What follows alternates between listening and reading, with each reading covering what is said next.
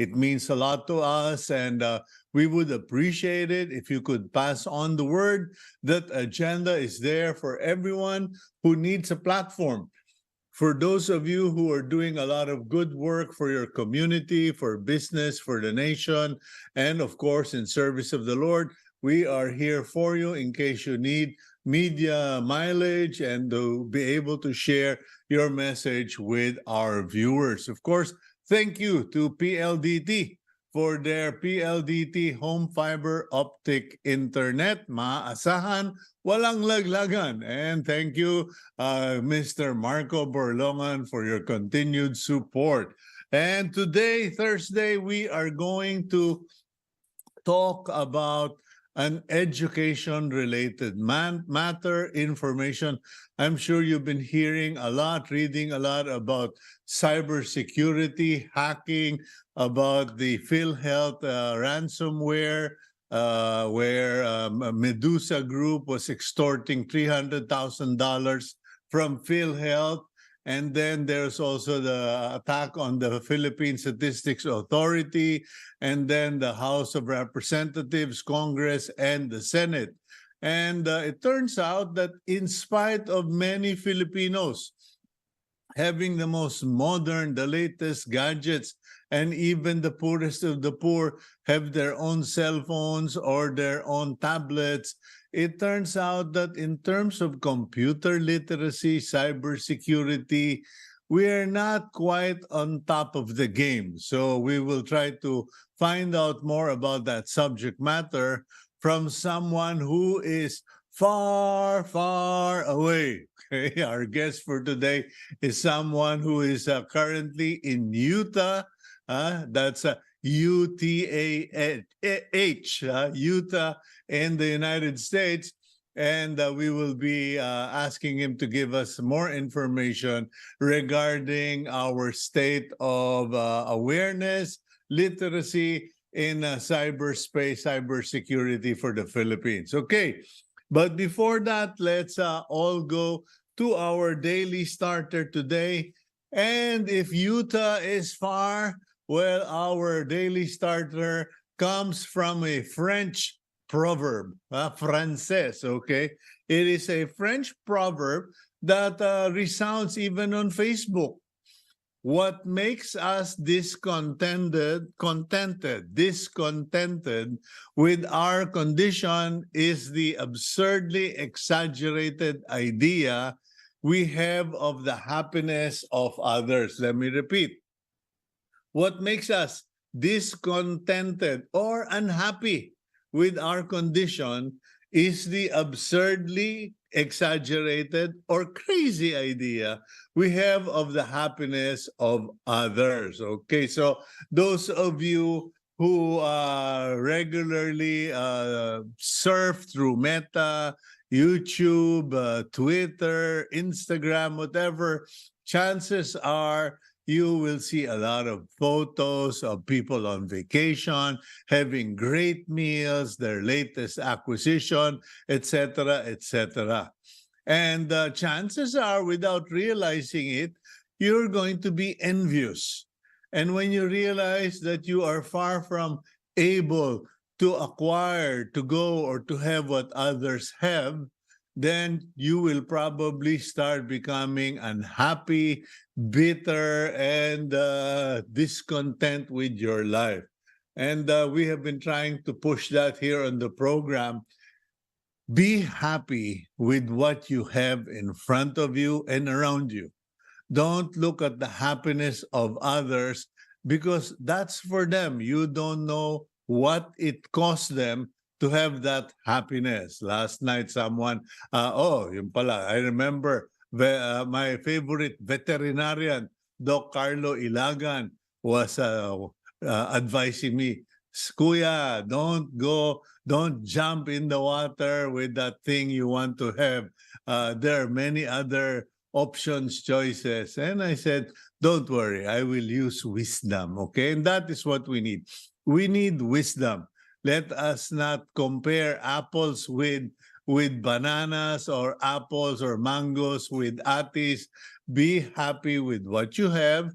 Make the most of what you have and don't be discontent. Okay, let's go to the front page of the Philippine Star, 8:05 in the morning, Philippine time, and October 19, 2023. The headline, surprisingly, BBM suspends Maharlika Fund implementation.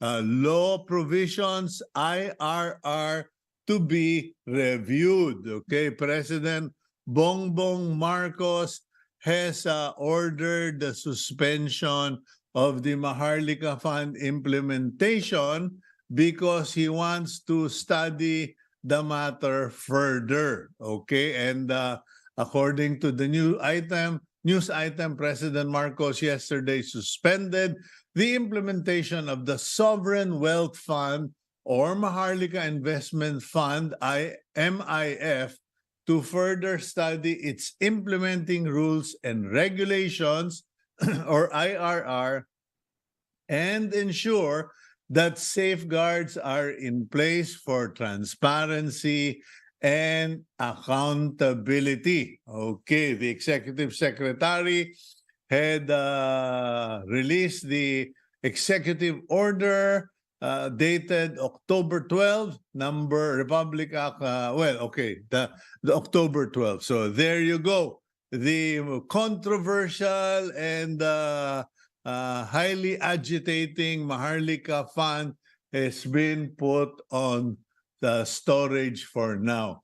At the top of the front page, at the header of the Philippine Star, we have Marcos orders LGUs, agencies fight money laundering. President Marcos has ordered concerned government agencies, government-owned and controlled corporations or GOCCs, and local government units to hasten the implementation of strategies to combat money laundering and terrorism financing in the country. Okay, we will look into that matter closely because it's a bit complicated to discuss as we review the front page. Okay, below that, Musk's X, okay, charging new users in Philippines and New Zealand. The social media site X, formerly known as Twitter, announced on October 17 that it has begun charging new users in the Philippines and New Zealand to use basic features under its not a bot subscription method. In other words, if you don't have a current account, you have to start paying. And thank you for that, Mr. Elon Musk. Maybe then we will have more productive citizens and less distracted citizens. Meanwhile, the top photo of the front page, we have photos of 16 overseas Filipino workers, mostly caregivers, arriving from Israel at the Ninoy Aquino International Airport yesterday, while U.S. President Joe Biden is shown being welcomed by Israeli Prime Minister Benjamin Netanyahu in Tel Aviv. So OFWs from war-torn Israel return home. So yan po, no? Meanwhile, Gibo, or our Defense Secretary Gilbert Teodoro, yesterday accused China of being a squatter in the West Philippine Sea, citing Chinese presence within the Philippines' 200-mile exclusive economic zone. Illegal occupation is on their end. If the Philippines occupied Hainan Island, that would be an illegal occupation. But they're the ones within our 200-mile exclusive economic zone. They're the squatters. They're illegal occupants here, Teodoro said. Okay. And center photo of the Philippine Star, The Christmas season is officially on, with malls putting up their Christmas trees and displays. SM Aura Christmas launch. SM Aura officially ushered in the holiday season at SM Supermalls with the launch of its dazzling Filipino Christmas-inspired centerpiece. Leading the tree lighting ceremony were Taguig City Mayor Lani Cayetano, SM Engineering Design Development President Hansi, and SM Supermalls President Steven Tan. Okay, so there you have it. It's official. Christmas has begun in the Philippines. Now, well, it started in September already. Anyway, BSKE campaign period starts today. God help us all. Photo in the Philippine Star shows workers printing posters and tarpaulins of candidates in the barangay and Sangguniang Kabataan elections. Okay, so there you go. Just an appeal to all the candidates and supporters. Please clean up after yourselves. Do not turn the country into another tarpaulin garbage dump. Last but not the least, PhilHealth. 13 million members affected by data breach. At least 13 million Philippine Health Insurance Corporation members have been affected by the Medusa ransomware cyber attack. Okay, so I will not delve into that. That's bad news in itself. Let's not further complicate the matter. Anyway, we'll go for a quick break. And when we return, let's learn from our guest this morning the state of awareness, literacy, etc., of Filipinos regarding internet, computers, cybersecurity, the works, in a few minutes. We'll be right back here on Agenda.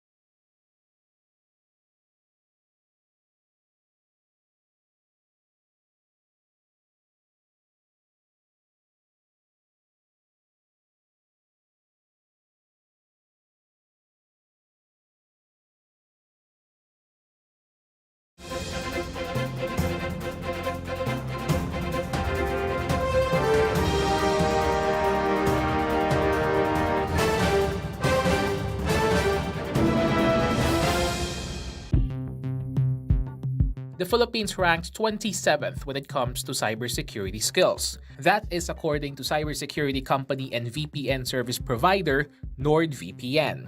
We scored 66 points, a point higher than the global average. But still, a lot of Filipinos easily fall for cyber crimes and digital scams. That's why Senator Loren Legarda urged TESDA to partner with international technology firms to improve the digital literacy of the youth. Advocacy group Digital Pinoys also urged the government to add cybersecurity and digital literacy as part of our education curriculum. With the rise of digital scams targeting the public and the recent incidents of cybercrimes against government agencies, how can we improve our cybersecurity literacy skills, especially among the youth? Let's further discuss this on today's agenda. Ryan Lufkin is the Vice President of Global Strategy at Instructure, a US-based education technology firm. With his 2-decade experience in the education technology space, Lufkin has been actively engaging in the transformative trends and technologies in education. He has been instrumental in developing Canvas, the learning management system or LMS used by some universities in the country like Ateneo de Manila University and University of Santo Tomas. Good morning, Ryan. Welcome to the program agenda. Hello, Cito. Thank you for having me. Okay, just so that the viewers know, Ryan is all the way out in Utah, and I'm glad that it's not yet snowing, Ryan, so you won't have to take out the snow shovel or the snow plow. It's coming soon. It's coming soon. Okay, well, while you're worried about a wet winter in Manila, we are worried about the proliferation of hackers and cyber attacks being launched against government institutions. Now, based on that video introduction, I am honored to learn that you had something to do with the development of Canva. Yeah, so Canvas is the fastest growing learning management system in the world. And so I think about half of the university students in the United States, about a third of the primary school students in the United States actually use Canvas to access their digital classroom. And in most cases that'll be in what's called a blended learning environment, where they're still in the physical classroom, but all of their course materials, all of their lectures, their quizzes are all done digitally, which allows for disruption in the case of a student being sick or a snowstorm in this case. Or recurrence of COVID. That blended approach really allows a depth of technology adoption in the classroom that makes it easy to switch to fully online if necessary. Okay, now as far as that survey is concerned, the VPN survey, what do you have to? What's your observation regarding Filipinos in general? Because when I spend a lot of time out in provinces, and I've never seen a Filipino who didn't have a cell phone, You're and spot on. Yep. and they're usually on TikTok, or usually TikTok, some on Meta or Facebook. And when you think of it that way, we should not be behind, and yet the impression is we're not that literate in terms of gadgets, use of computers, and especially cybersecurity. Yeah, cybersecurity is an interesting angle, because so much of it is phishing scams or failure to protect passwords and things like that. Those can be a real problem.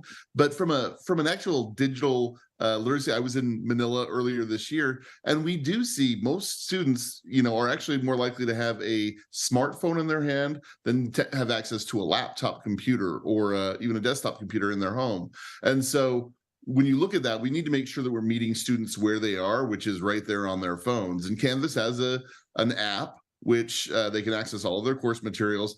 We even see students that are writing, papers directly on their phone as opposed to going to a computer. It's a very different approach for younger learners than it would have been when we went to school. I have a freshman at university, and I have a son that's in K-12, and so I watch how they're using it, and it's in a much different way. And so making sure, adopting that technology, making sure that they're using that technology in a very immersive way actually prepares them for some of the more challenging aspects of technology for the future. Well, actually, I heard of Canvas from our daughter who's studying in the Netherlands. She was the one who told us about that app, and I believe that some of them use it for their PowerPoints or for their presentations. I walked away from the discussion the minute I heard. I'm old school, my friend. I just Yeah. walked away. I said, okay. I told my wife, you deal with it because my brain would require a total overhaul just to learn the terms you people are talking about. But what is the attitude in the Philippines? You said that a lot of young people are more or less up to date. They have smartphones. They use technology for their studies. But as a whole, do we have a fair balance between the young adults and the parents and the mentors? Because that's also a serious issue when mentors, teachers, or professors are not well equipped. Yeah, I think one of the things that we talked about when I was in Manila earlier this year was the idea that because of the government mandate to return to in-person classrooms, I think many educators kind of took that as, oh, we don't need to use the technology anymore. That's just for distance learning or online learning.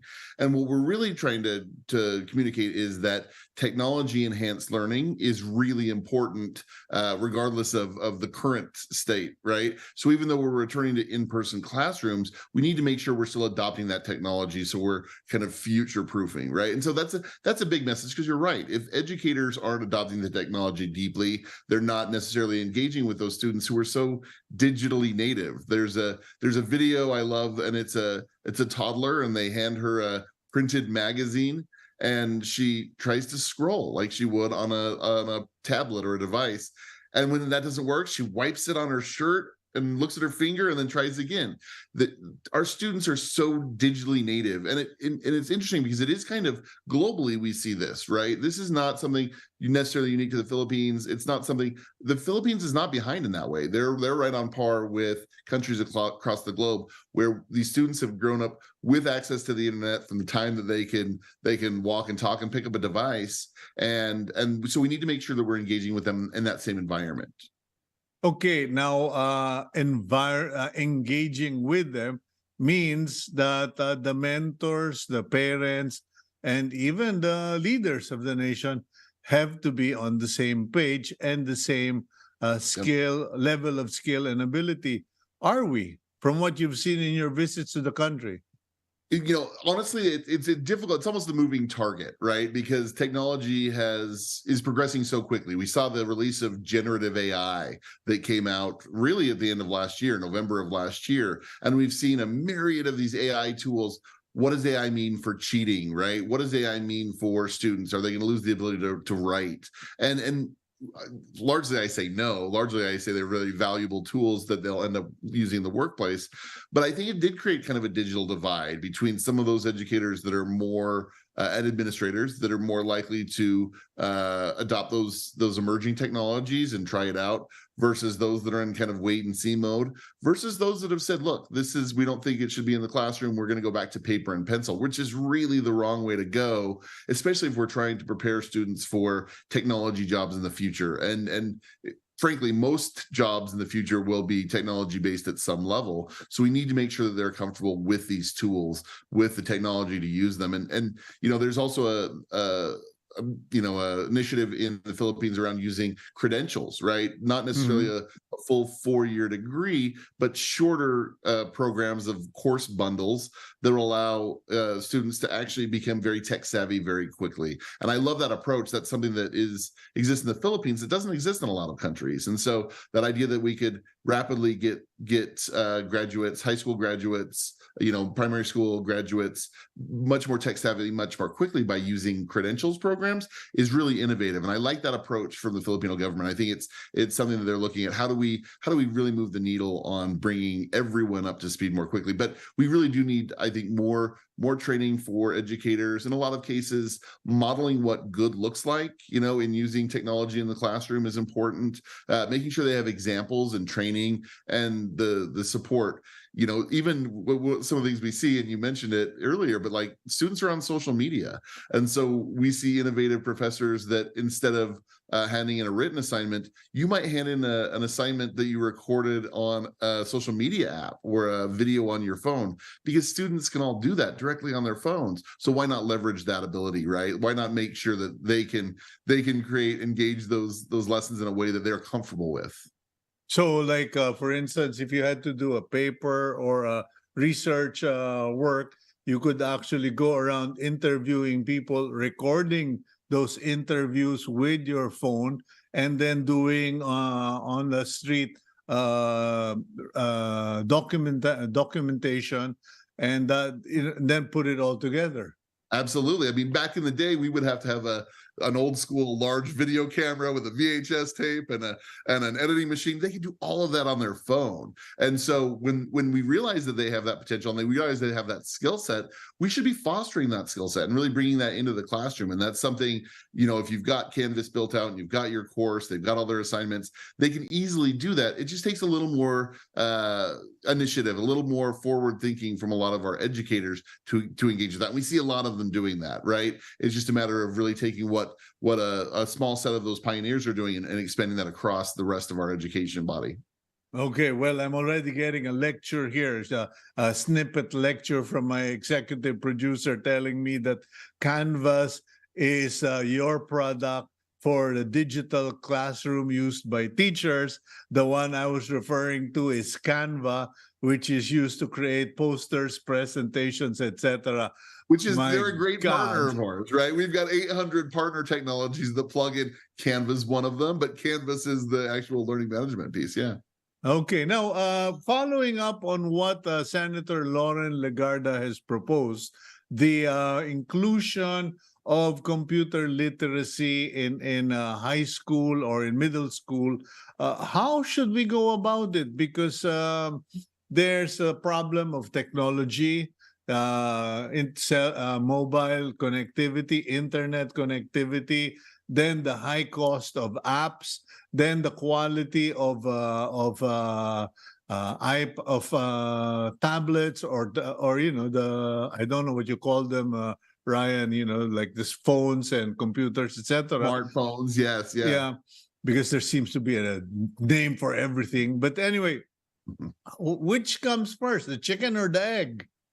Well, like you said, a lot of students already have those smartphones, right? And so when you look at a technology like Canvas, we're able to actually leverage that existing technology and meet them where they are. It doesn't necessarily take new hardware, or we don't have to roll out tablets or laptops across those students. They've already got them in their hands. And then we can actually focus on the students that maybe don't have them, right? That closing that accessibility gap for the students that don't have devices. But I think one of the other aspects is important is Canvas is built as a cloud-based software where it's called SaaS, where software is a solution, right? And so we're actually in the cloud. We can scale using Amazon Web Services, AWS. We're hosted across the globe. And one of the things that allows us to do is scale pricing for schools of all sizes. And so while it is, in many cases, there's technologies that are far too expensive, we kind of pride ourselves on being able to be afforded by the best universities in the world, like Harvard University, and then K-12 institutions, small primary schools that may not be able to afford that. We actually have a free version that we make available for them. We've got about 250,000 students across the globe using our free version. And then at some point when they scale up and can afford it, they can use that version. And so it's nice that, your K-12 student in the Philippines can be using the same software that students at Harvard are using to access their digital classware. That's really what Canvas and Instructure, we've prided ourselves on, that ability to scale. And so there are challenges. The cost is interesting. One of the things, AI has been a hot topic in education across the globe recently.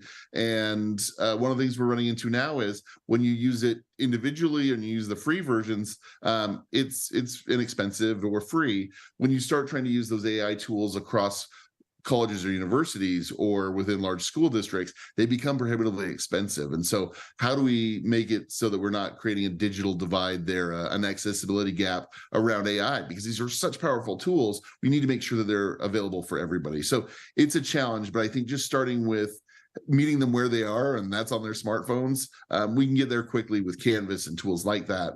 And I think building from there. The other aspect too is the more you use the technology, the more you understand the real threats, the real fears, right? With AI, I'm not worried about the computers taking over and launching nuclear missiles. I'm worried about the deep fake videos, right? And those kinds of things. I am worried about students learning how to use the tools properly so they still understand how to write long form and things like that. I think the same goes with the data loss and the hacking.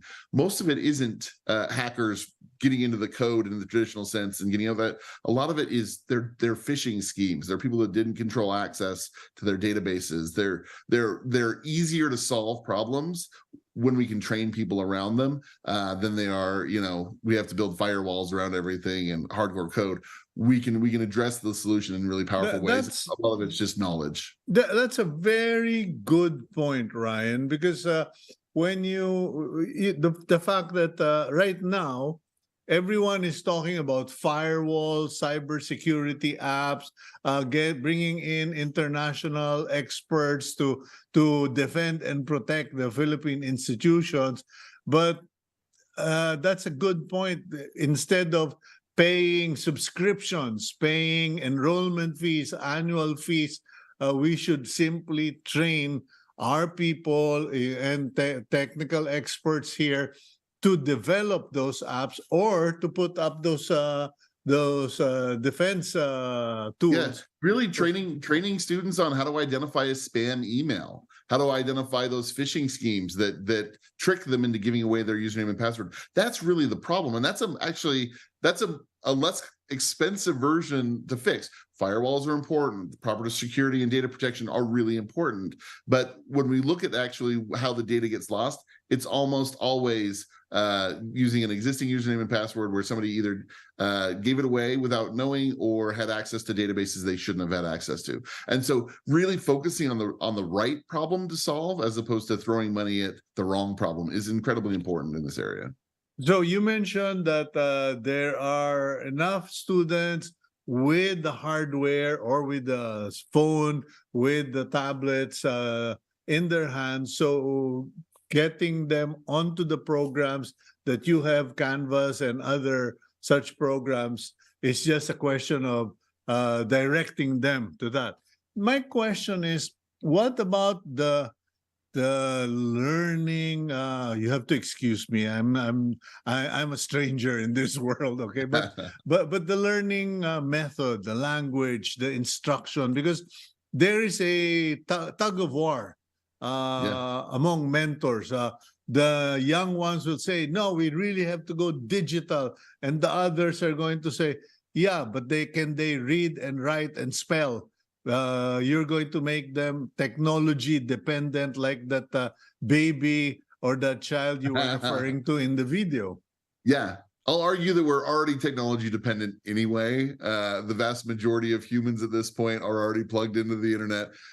But the thing that's really important to remember is teachers are the heart of learning, right? Good teachers have more of an impact on student success than any other factor, technology, access, anything else. Technology is just a way to deliver that learning, right? And so what we find is encourage it. Technology doesn't replace AI. Will not replace good educators. It's a tool to expand their reach, help support students when they can't be in the classroom with the educator, right? Things like that. And so when we understand that, we understand that technology really is just a way to amplify that power of educators. That's important, right? And then they're more likely to actually adopt the technology. But also, you've got to understand that the old school hour-long lecture, where sometimes we would call it a sit and get, right? Like you sit there and they deliver all the information in an hour-long survey. That's not really how students are. Even adults, our attention span is much shorter than it used to be. So looking at innovative ways to break that into shorter videos, more engaging pieces where you're using digital resources from the web, right? And existing assets that way. There's so much more you can do to engage students in a creative way. But again, the teacher is still the heart of that. They're the magic. We're just the stage that they stand on. And when you look at it that way, it's a little less fear. There's less fear around it. Okay. We'll go for a quick break, Ryan, and when we return, let's continue with our conversation, and perhaps you can teach us even more, because we will have to really adopt this setup in our educational system. We'll be right back here on Agenda.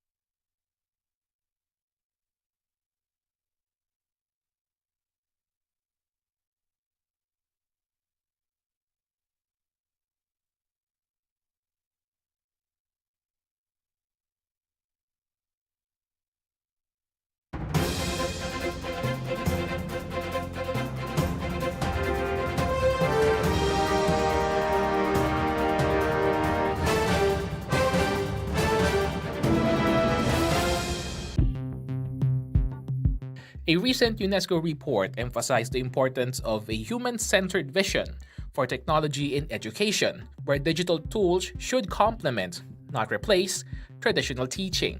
The report released earlier this year raises concerns about data privacy in educational technology, noting that only 16% of countries have legal safeguards. The report also highlights the digital learning disparities exposed during the COVID-19 pandemic, with a significant resource imbalance favoring Europe and North America. This is also evident in the Philippines. A study by the Philippine Institute for Development Studies said that the COVID-19 pandemic has revealed the digital divide in the country. Because of this, many students who lack access to technology and the internet have lagged in various ways when it comes to their education. How should government go about in improving and maximizing technology in education? Let's discuss that further on today's agenda. Okay, with us is Mr. Ryan Lufkin, Vice President of Global Strategy Instructure. Ryan, welcome back. And what's your reaction to that video material? I think it's great, and I actually think that human-centered approach is something that we need to not lose sight of, especially as we have conversations around generative AI and technology in the classroom. Like I said before the break, educators really are the heart of teaching and learning. But I think once we identify the technology that we want to use to reach students, once we understand, like we said before, that most students have a smartphone in their hands, we can actually say, okay, we can reach this majority of students already based off of mobile access. How do we identify then those students that don't have access to mobile or don't have access to high-speed Wi-Fi? And then we can build initiatives directly around those, maybe for rural areas, for poorer regions, and really focus on bringing technology to those areas. And I think that's what's really important is making sure we don't, look at this as a two-dimensional approach. Countries across the globe have have the, similar issues where you've got large rural areas that may not have access to the Wi-Fi's, you've got poor areas that may not have access to devices.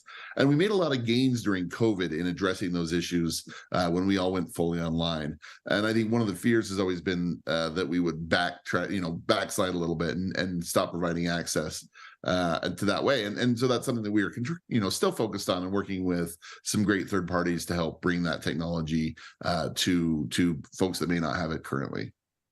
If we were going to use the pie, and by God, my God, if my math teacher is watching this, she will go, "What? Beltran is actually citing the pie." Okay, if we were to use the pie, how many percent of the education time or period, daily period should be dedicated to digital literacy? It's hard to say. That's actually a really hard one to actually try to put a value on it, because I think part of digital literacy comes in just using the technology itself, right? Just engaging via technology with learning. There's a side benefit to that, but then I do think there needs to be a healthy approach to understanding the technologies that students will use in the workplace, right? And so teaching them common business tools, teaching them how to use data analysis is one of those emerging fields where we have data on so many different things, and from a business standpoint we have data on everything, and everything's very data driven. Colleges, universities, and K-12 institutions are becoming much more data driven as well, because they've said that previously there's been a little bit of a fear of data in that, we don't want to violate students' right to privacy and those kinds of things. But we do have this data, and when you look at it in the way that can help students stay on track towards their academic goals, there's real value in it. And so I think making sure that we are starting to spend time, hard to put a percentage on it, but making sure that that's part of the curriculum so that students understand that we're going to be using data to reinforce our decisions in the future, to really make good decisions in the future, with almost regardless of what we decide to do career-wise. So just for the sake of those who couldn't catch up with your speed of English, essentially what you're pointing out is in the in the classrooms, people are already using technology. The students already have the technology in their hand, and that's the first step of digital literacy or computer literacy. The next step is now determining the usable or the more applicable or use business tools, etc. And I'm reminded of the calculator. Back in the day, if you had a calculator, wow, big time. It's so advanced.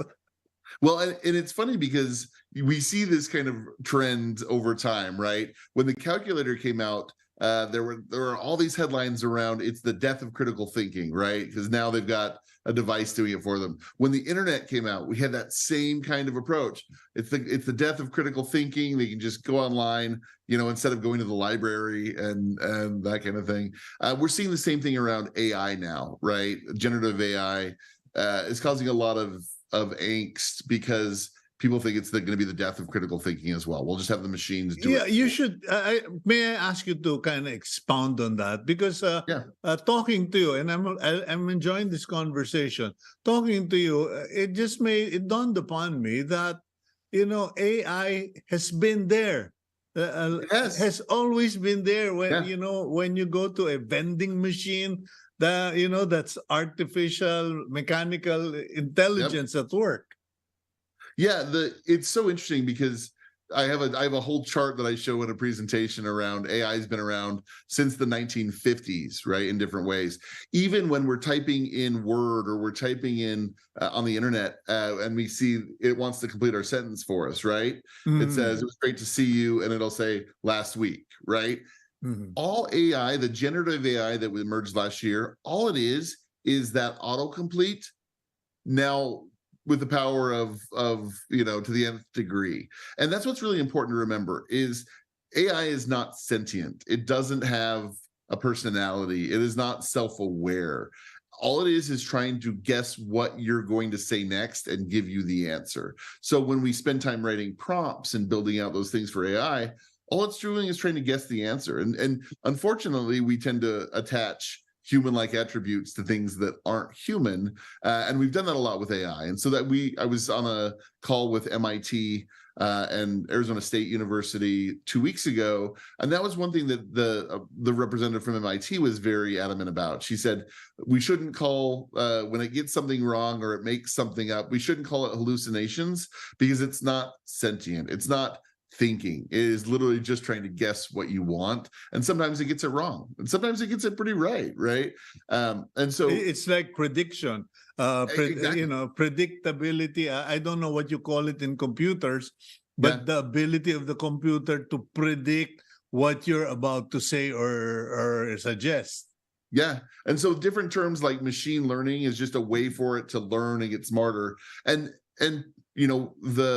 what's interesting is over the last few years, we've seen that AI go from being trained on, a few million, maybe a couple 100 million parameters, right, which is data points, to the most recent version of GPT-4, being trained on 1 trillion data points. So they're much better at guessing, but they're not truly getting smarter. They're getting better at guessing what we want because they have more information to understand our patterns. And when you understand that, it lets you be less fearful of that AI conversation and more focused on how you can use it in productive ways to save educators time by writing. It's great at writing story problems, right? You give it a formula, it'll write you a story problem.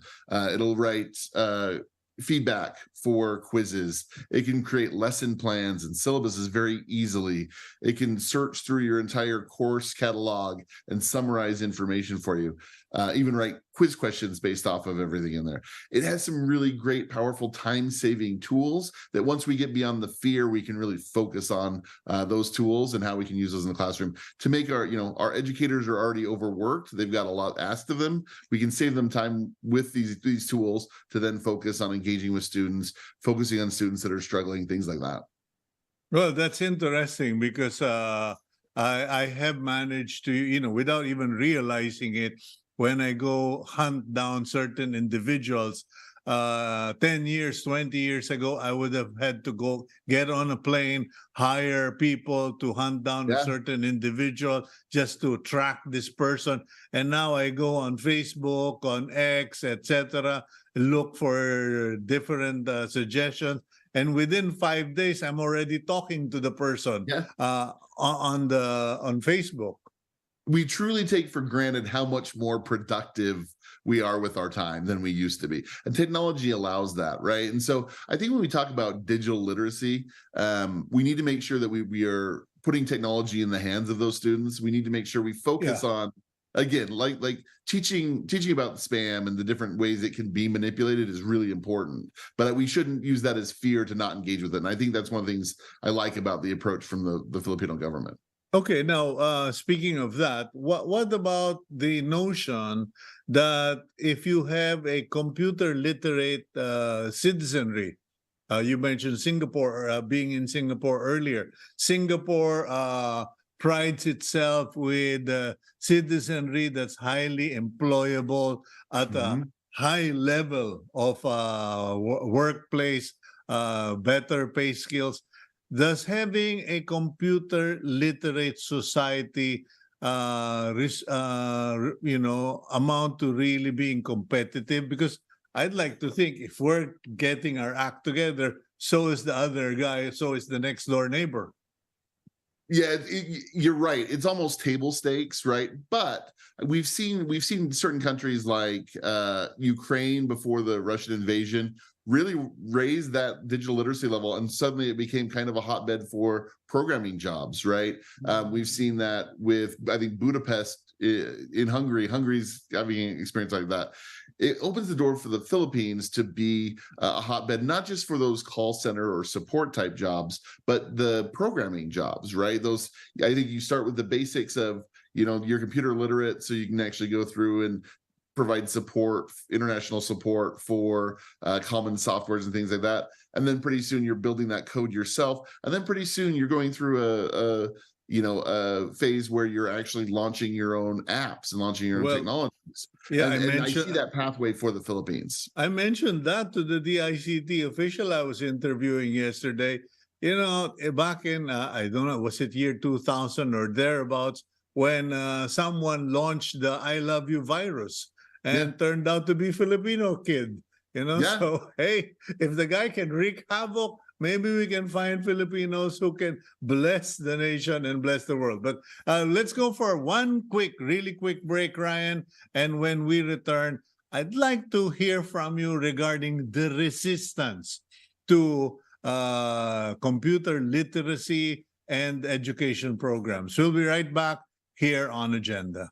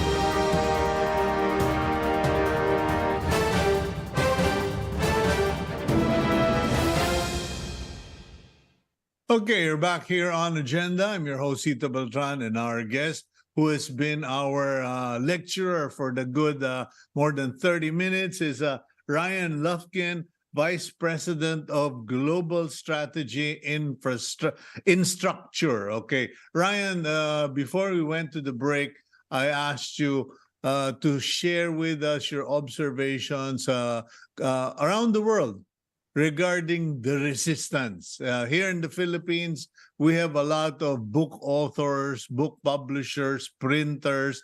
We have people who supply school bags, etc., etc. And are they part of the resistance movement? Because they will all go out of business if every student just goes to school with an iPad or a tablet. Well, I think what we've seen is they'll transition to other business models, right?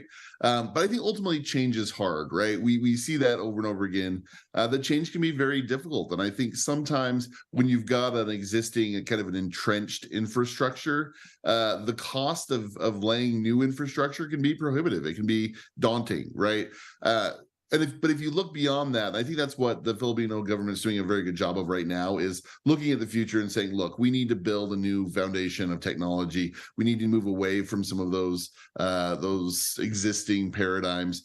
Students don't need to carry around book bags, like you said, anymore with textbooks in them. They should be using digital resources for that. There's so many Filipino students who have been discovered to have spinal misalignment, who walk around like the hunchback of Notre Dame because of the many years of having to carry school bags slung over one shoulder. That's a good 2-3 kilos a day that they carry every day going to school, coming from school, and so having the tablets, etc. But there's another area that I realize will be affected, good and bad. The paper industry. It's going to be good for the environment. It's going to be bad for the paper manufacturer and resellers.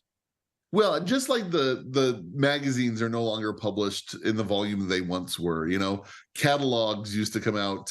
You mentioned the headline around Christmas being coming around the corner. We used to get a ton of catalogs in the mail and things like that. We don't get that anymore, right? And I would argue that the education industry is one of the last to move away from those printed textbooks, those printed materials.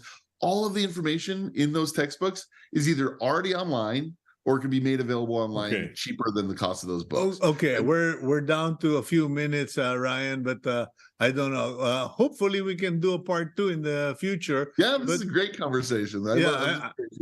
I'm learning, and even one of our viewers texted and said, "Wow, you have such a great guest." Anyway, here's a question from the team.